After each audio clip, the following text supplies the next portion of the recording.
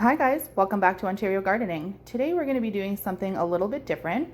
We are going to be frying up and battering some zucchini flowers from the garden. So this is a way to really utilize all of the plant. There's a lot of different plants you can eat, a lot of different flowers you can eat, and this is one of them. So some people are going to think this is super weird, but if you want to try it, it is so worth it. It's very delicious. I was skeptical at first too, and now every year I do it. So the first thing you're going to do is you can do this if you have a ton of zucchini plants and you have a ton of flowers, you can harvest just randomly one day.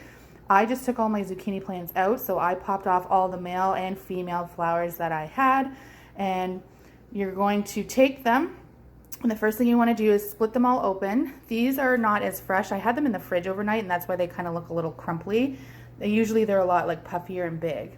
And you're going to make sure there's no bugs inside, no dirt or debris, and you want to take the middle part out. You don't have to take the middle part out. I personally will eat it with them in, but some people don't prefer this in the middle, so you want to take that out. And that's what it would look like there once you've ripped it out. So once we've done that to all of our flowers and everything's good to go, we are going to make the batter. The batter is super, super simple. All you need is a 1/3 cup of flour. I'm just using white all-purpose flour, 2 good pinches of salt,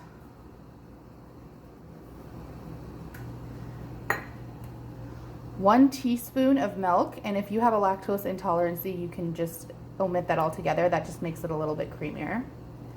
And 5 tablespoons of water. And what you want to do is you're going to put half of the water in first, and then we're going to mix that, whisk it around a bit until it starts to form a paste, and then we're going to add the rest. You just want to slowly add your water as opposed to dumping it all in at once. So we're going to mix that around until it becomes a smooth paste. Now if it's not as runny as you think, like this is a little bit thick, so you might want to just add a tiny little bit more water. But don't do any more than like a teaspoon at a time, because it's easier to thin down than it is to thicken up, because then you're going to have to add more flour.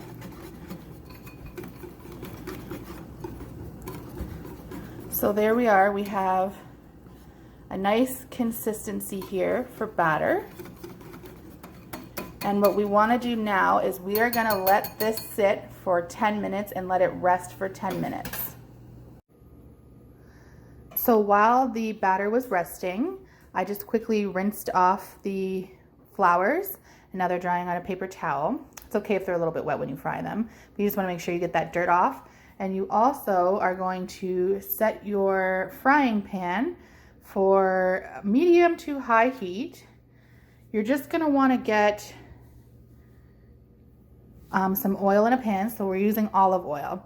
Now, depending on your pan, I can't give you an exact measurement because it'll be depending on how big of a pan you're using, but you're just using enough to coat the bottom of your pan and to get up to temperature. This isn't a deep fry situation, it's literally like a crisp on the pan situation. So just a little bit of olive oil on the bottom, get that up to temperature, and then we're gonna batter and fry our flowers. So once the pan is up to temperature, and if you're curious if it is, just take a little dollop of your batter and throw it onto the pan. And hear that crisp? You're good to go. So you're going to take your flour, dip it into the batter all the way around. Sorry. Till it's nice and coated, and then we're throwing it on the pan. And we're going to do that for as many as we can get into the pan at once, and then you're just going to fry them up until they are golden brown. So I'm just going to do this quickly and then show you. So here we are frying here, and as you can see, we're going to come in, and that's already going brown, so we're going to flip this over.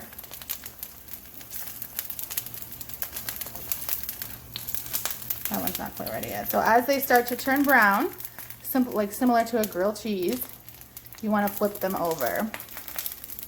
And just be careful because the splashback of the grease can be hot.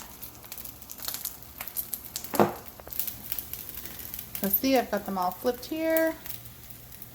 And we're going to continue just cooking. It's about, I want to say like 30 seconds to a minute on each side. Seems to do pretty well. But again, it just kind of depends on how hot you have your pan, how much oil you have in the pan, and how much batter is on there. It's all kind of tweaking and going. There's no exact science to it. Okay, and once they are all crisped up, so like this is a really good one here. We're going to just transfer them to a paper towel lined plate.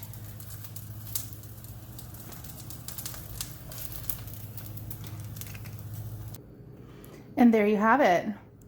So this batch of batter did about 10 to 15 blossoms. So they don't really need to be served with anything else. There's enough salt in the batter to give it that flavor.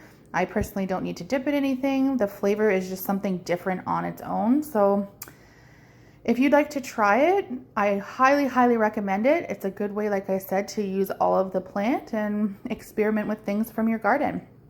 If you are curious what it looks like on the inside, it almost just looks like an egg. So when you bite into it, this is what we're looking at here. The inside of the flower. Thanks so much for watching, and I hope you enjoyed this recipe. If you do try it, talk to you later. Bye.